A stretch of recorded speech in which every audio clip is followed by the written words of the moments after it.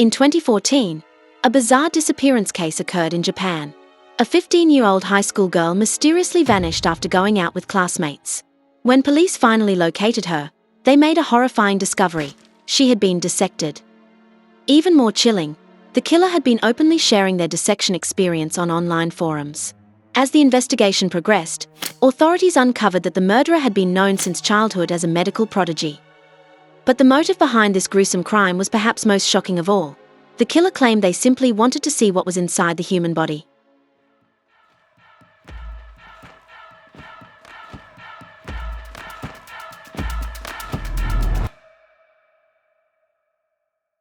Around 11 p.m. on July 26, 2014, police in Sasebo City, Nagasaki Prefecture, Japan, received a missing person report. The call came from a couple who claimed their 15-year-old daughter, Iwa Matsuo, had left home around 3 p.m. to meet her classmate, Menami Tokishu.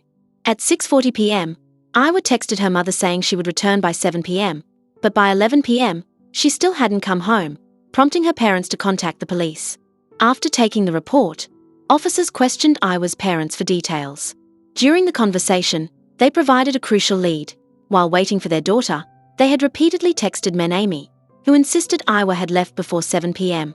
However, when police reviewed surveillance footage near Menami's home around that time, Iwa was nowhere to be seen. Suspecting she might still be inside, officers arrived at Menami's residence at 3 a.m. on July 27 for further questioning. Menami maintained she knew nothing and had no contact with Iwa after her departure. But investigators noticed something unsettling: traces of blood on Menami's hands. Upon entering the apartment, they made a horrific discovery. In the middle of the living room lay a mutilated corpse. The victim's skull showed blunt force trauma, and the abdomen had been dissected. While the officers were stunned by the brutality, Menami remained eerily calm. She even stepped over the body to wash the blood off her hands in the sink. Police immediately arrested her on suspicion of murder. Forensic examination confirmed the victim was Iwa Matsuo. She had been struck in the head over 10 times with a blunt object, bound at the neck with a leash, and died of suffocation. Notably, her left hand was severed post-mortem, and her abdomen had been hollowed out. Additionally, minor injuries like bruises and strangulation marks were found across her body. Based on the autopsy, police concluded Menami had attacked Iwa at home, killed her, and then mutilated the corpse. At the scene, officers recovered a power saw on the bed, a hammer beside it, and consumed food and beverages. Given the evidence, Menami was the prime suspect. But why would she, supposedly a close friend, commit such a gruesome act? During interrogation, Menami confessed without hesitation. She revealed that on the day of the crime, she had taken Iwa shopping on a busy street, where she purchased the hammer. They later returned to her apartment. Between 8 o'clock and 10 p.m., she struck Iwa's head repeatedly with the hammer, strangled her with a dog leash, then showered and changed clothes. Throughout the questioning, Menami showed no remorse, fear, or tears. Most shockingly, her motive was simply, "I wanted to see what was inside a human body." Skeptical of this explanation, police dug deeper. Interviews with Menami's father uncovered a disturbing background. Since elementary school, she had exhibited bizarre behavior, which her parents dismissed as signs of genius. Over time, their indulgence warped Menami into a cold, violent, and bloodthirsty individual. Menami Tokishu was born in July 1998 in Sasebo, Japan. Her grandfather was the president of a local newspaper, while her mother, Hiroko Tokishu, a University of Tokyo graduate, was a well-known TV host, a member of the local education board, and chairwoman of the Nagasaki Skating Association. Her father, Jin Tokishu, a Waseda University alumnus, was a partner at a Nagasaki law firm, making the family prominent in the area. Unsurprisingly, Menami grew up in privilege far beyond ordinary standards.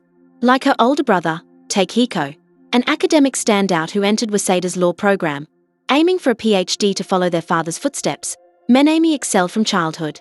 In elementary school, she was outgoing, popular, and consistently ranked first in her class, showered with praise from teachers and parents alike.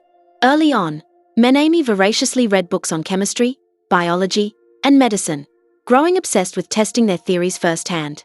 At age 10, after acquiring a small bird, she didn't cherish it like other children but immediately sliced it open with a knife, driven by curiosity to confirm the saying, "Even a sparrow has all its organs." Repeated dissections soon bored her, and she shifted focus to larger animals. One day, spotting a dead stray cat on her way home, she unhesitatingly gutted it with a fruit knife, experiencing an unprecedented thrill. Craving that sensation, she actively hunted more specimens. But stumbling upon dead strays became rare, so she began targeting live ones, luring them with snacks after school, bludgeoning them with sticks, then stuffing them into her bag to dissect in secret. Despite these dark acts, Menami maintained a facade of obedience and brilliance before her parents. Her disguise unraveled when a bystander reported her to police. Since she was only 11, officers opted against harsh measures, summoning her parents and teachers to discuss psychological intervention. When her mother, Hiroko, asked why she dissected animals, Menami innocently replied, "I just wanted to verify what I learned from medical books." Convinced this was a genius's eccentricity, Hiroko dismissed concerns. But Menami's behavior escalated. In 6th grade, she smuggled bleach, disinfectant, and detergent into school, spiking classmates' lunches. The strong odor prevented consumption, but the incident, now a criminal act of attempted poisoning, sparked outrage. Parents demanded her expulsion. Though police assigned a classroom monitor and mandated 15 therapy sessions for Menami, her family leveraged their status to suppress the scandal and keep her enrolled. From Jin's account, police inferred that Menami's psychological issues began in elementary school but were neglected. Yet Jin insisted the true turning point came later, a family crisis during her 3rd year of middle school.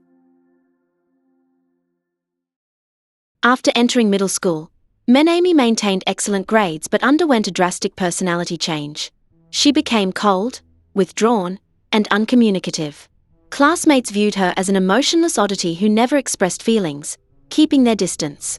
Apart from a few elementary school classmates and a girl named Iwa Matsuo, she had almost no friends. In her 3rd year of middle school, Menami's parents planned for her to study abroad in Australia after graduation. However, at this critical juncture, her mother Hiroko was diagnosed with terminal cancer. Devastated by the news, Menami, who had always been deeply attached to her mother, became emotionally unstable. In October 2013, Hiroko passed away, leaving Menami inconsolable. To her shock, her father Jin showed no grief over his wife's death. Instead, he swiftly remarried. Even while Hiroko was gravely ill, Jin had been actively dating. Within months of his wife's death, he became involved with a woman over 20 years his junior and impregnated her. 3 months later, he married her due to the pregnancy. Menami refused to accept this reality. She resented her stepmother's presence and grew increasingly volatile, frequently erupting into screaming fits. She confided to friends, "It hasn't even been half a year since Mom died, and Father has already brought home someone new. It's heartbreaking." In February 2014, during a speed skating competition, Menami and her father clashed violently over his remarriage, leading to their withdrawal from the event. In a fit of anger, Jin cancelled her planned study abroad program in Australia, a decision that planted a time bomb in Menami's psyche. Not long after this argument, one night while Jin slept, Menami struck his head repeatedly with a baseball bat, fracturing his skull in multiple places. Hospitalized, Jin nevertheless chose not to report the assault to police, treating it as a family matter. As punishment, he transferred Menami's legal residence to her grandparents' household. Menami then left home, moving alone into an apartment under Jin's name. Several months later, Menami entered high school. Though aware her study abroad plans were ruined, she used this as an excuse to refuse attending classes, barely showing up at all. It wasn't long before she committed the murder of Iwa Matsuo.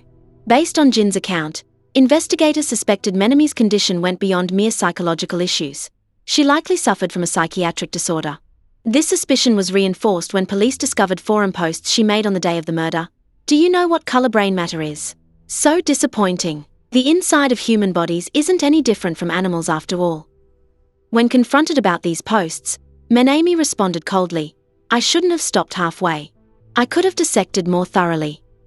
I just wanted to try seeing what's inside a human body. It could have been anyone. It didn't have to be her. If anyone's to blame, it's her bad luck." Given these findings, authorities ordered a psychiatric evaluation. The results determined Menami didn't suffer from psychosis, but rather severe autism spectrum disorder, ASD. Autism isn't simply a psychological issue. It serves as a potential precursor to mental illness. Typically manifesting in childhood through cognitive, emotional, and behavioral challenges, ASD requires long-term rehabilitation and specialized educational support. Early intervention during childhood could have prevented this tragedy. Menomi's psychological problems had actually emerged during elementary school, but her parents dismissed them as eccentricities of a genius rather than seeking proper treatment. Their negligence ultimately contributed to the horrific outcome. Due to the highly sensitive nature of Menomi's case, Japanese prosecutors opted for a closed-door trial to minimize public exposure and protect the identities of those involved.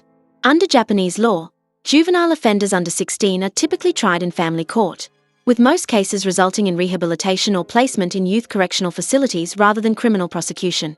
Although Menami was just 2 days shy of her 16th birthday at the time of the crime, prosecutors still applied juvenile standards. Given her severe autism spectrum disorder, they deemed her unfit for adult prison. The court ultimately sentenced her to a juvenile medical facility for treatment, followed by transfer to a third-tier reformatory school for rehabilitation. Despite the court's efforts to conceal her identity, the extreme brutality of the crime, combined with her family's social prominence, led to widespread media coverage. Relentless scrutiny and guilt over his daughter's actions drove Menomi's father, Jin Tokushu, to apologize to the victim's family, pay reparations, and ultimately take his own life. He likely hoped his death would atone for Menomi's sins. Yet, she showed no remorse, only indifference.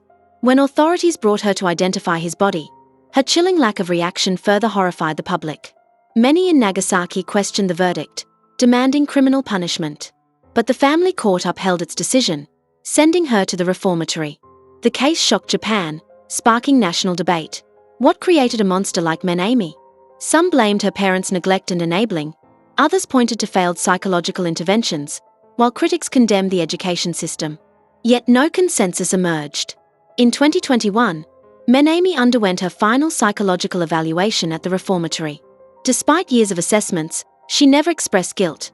Only in this last session did she show flickers of regret, deemed insufficient for reintegration. Under Japanese law, third-tier reformatories cannot detain inmates past age 26.